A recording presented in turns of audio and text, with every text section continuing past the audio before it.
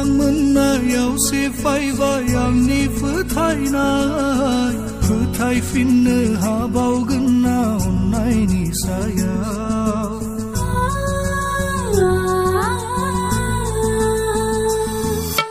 फोथायनाया बायफ्लेजोब्बाय अननायनि सायाव नोङो आंखौ बिदि खालामगोन सानाखैमोन आं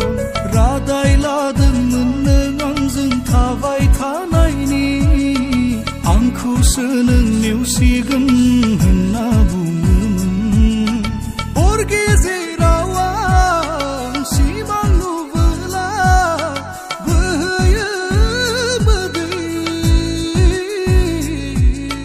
गोसोखाङो आं नोंनि मिनिनाय लाजिनायफोरखौ बेसेन गोथार अननायनि